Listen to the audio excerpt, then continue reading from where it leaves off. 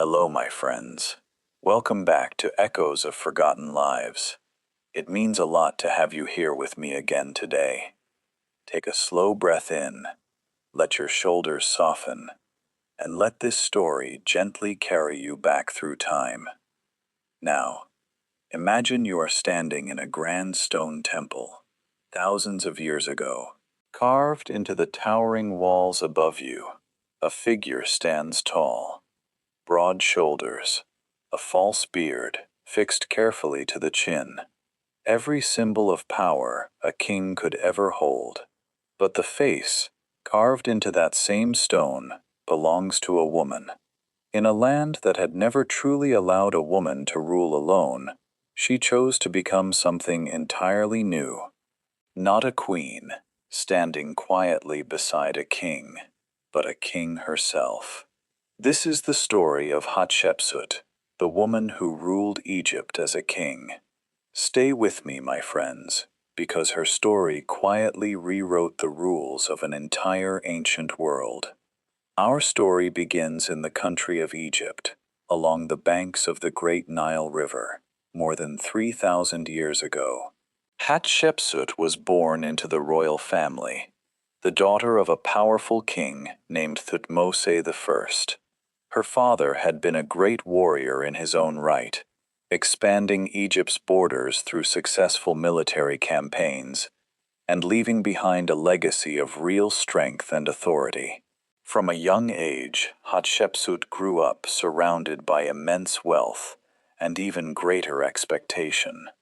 As a royal daughter, her future seemed already quietly decided for her. Following the customs of her time, Hatshepsut married her own half-brother, a man who became known as Thutmose II.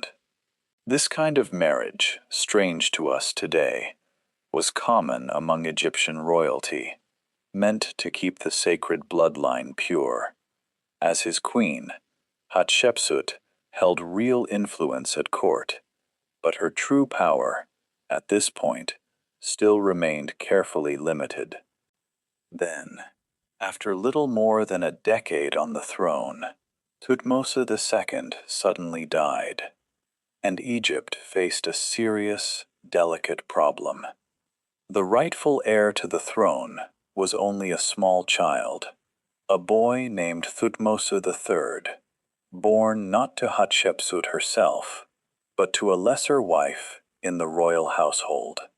He was simply far too young to rule Egypt alone. So, following ancient tradition, Hatshepsut stepped forward as his official regent to govern carefully in his name until the boy grew old enough to rule by himself. Can you imagine that position, my friends? Holding all the real power of an ancient kingdom in your hands, day after day, yet officially only ever borrowing it for someone else, until the moment came for you to quietly step aside. For a few years, Hatshepsut ruled exactly as tradition expected of her, quietly, carefully, always in her young stepson's name, exactly as royal custom demanded of a regent. But slowly, something began to shift, almost unnoticed at first. Egypt's affairs were being handled with remarkable steadiness, remarkable skill, and the court around her grew increasingly comfortable with her steady hand at the helm. And Hatshepsut, it seems, began to see herself, quite clearly, as far more than a temporary caretaker, waiting patiently for a child to grow older.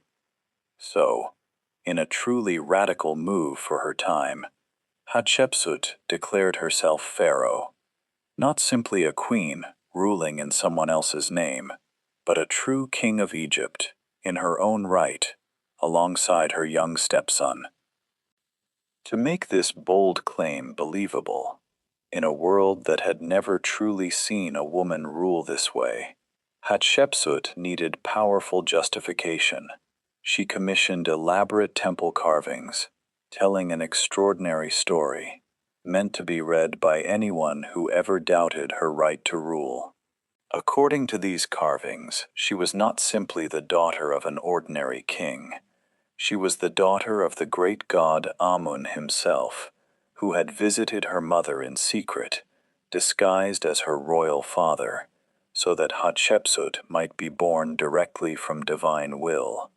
It was a bold, carefully constructed story, and one that very few Egyptian rulers before her had ever dared claim so openly. She also began appearing, deliberately, in the traditional dress of a male king. Broad shoulders, in careful artistic style. A ceremonial false beard, fixed to her chin, in formal portraits and statues.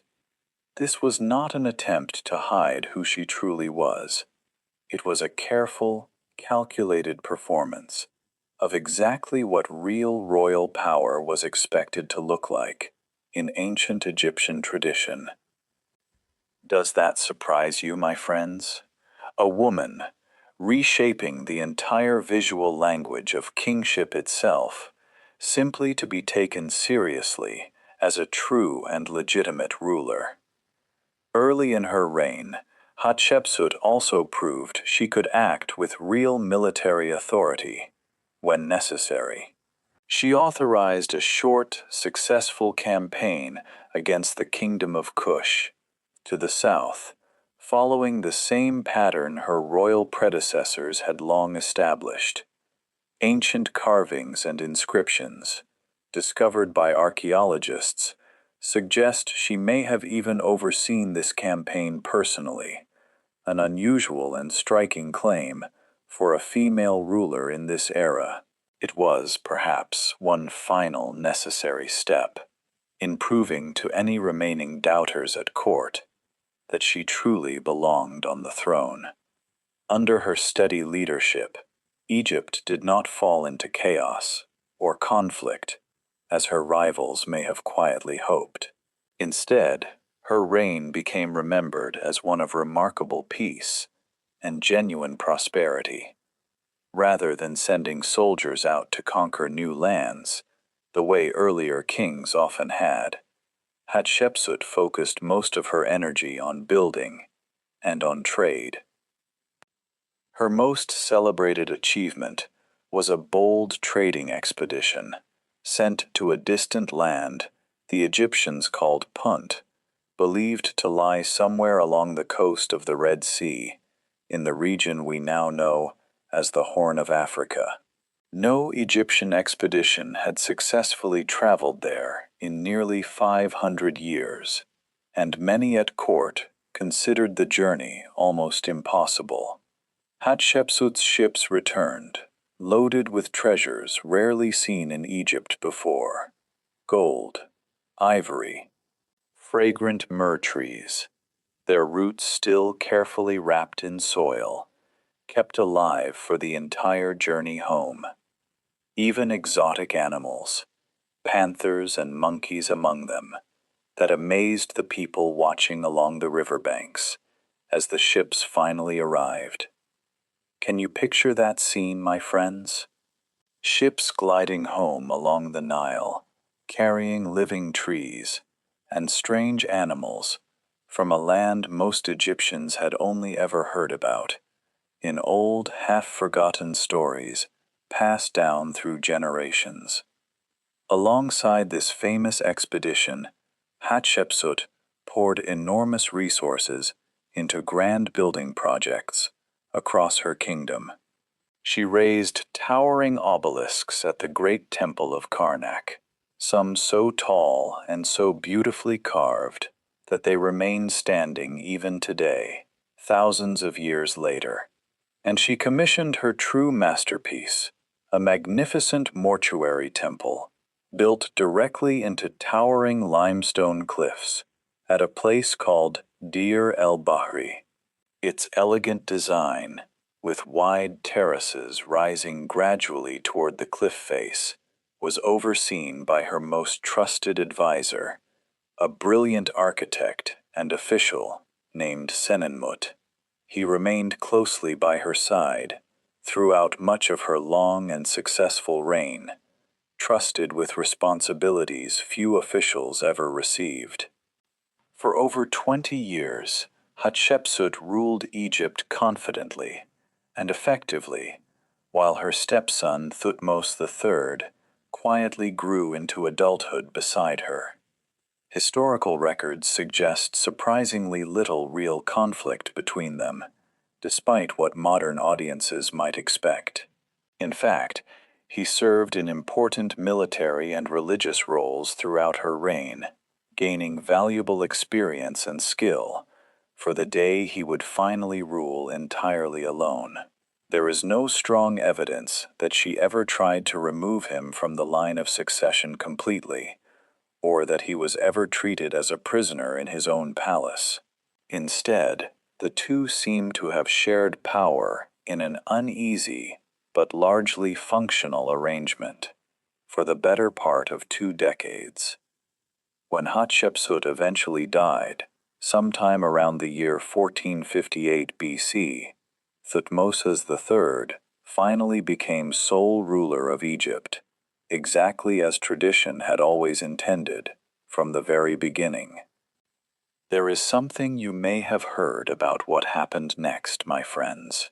For many years, historians believed that Thutmose III, bitter and resentful, immediately ordered her name and image violently erased from Egyptian history, out of simple jealousy or lingering personal revenge.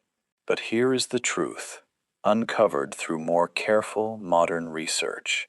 The systematic erasure of her monuments did not happen right after her death, as old assumptions once suggested. It happened many years later, quite late in his own long reign, decades after Hatshepsut had already passed away. Historians today increasingly believe this was less about personal anger and far more about political necessity.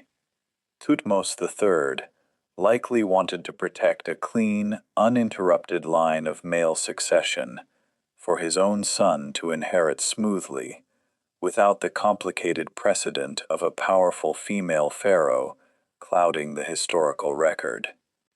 Whatever his true reasons truly were, the damage to her legacy proved remarkably effective for a very long time. Her name was carefully chiseled away from temple walls. Her statues were deliberately broken and buried. For centuries afterward, Hatshepsut's remarkable reign remained almost completely unknown, hidden from history entirely. It was not until the year 2007, remarkably recently, that scientists finally confirmed the identity of her long-lost mummy, using careful modern analysis, including a single tooth, matched precisely to a small box bearing her name. After nearly 3,500 years, hidden away in obscurity, Hatshepsut was finally, formally, recognized once again.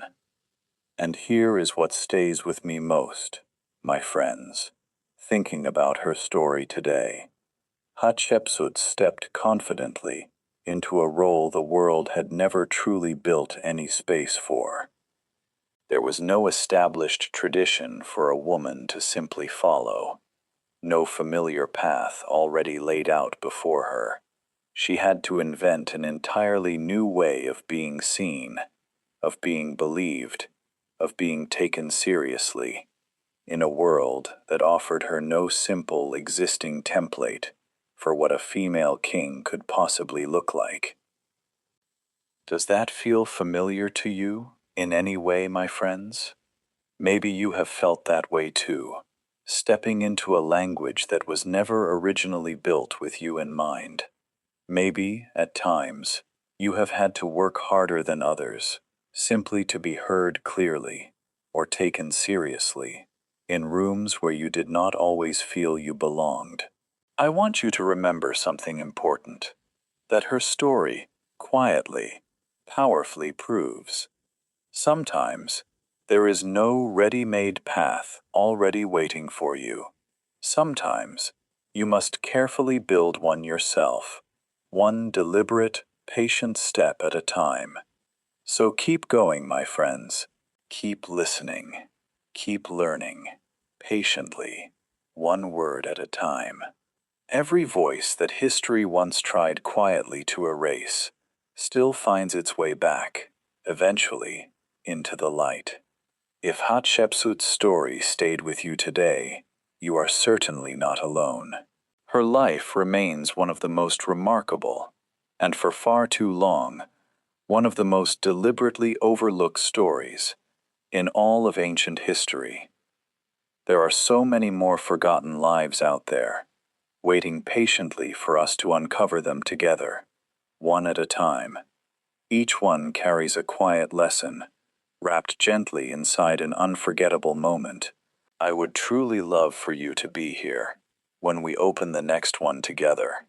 Subscribing costs you nothing at all, but it means we get to keep exploring these lost corners of history, side by side, story after story.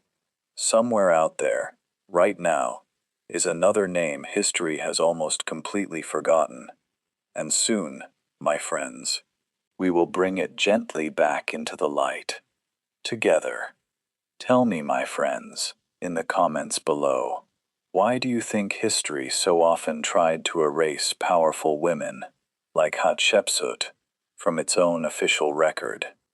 Until next time, take care of yourselves, and never stop learning.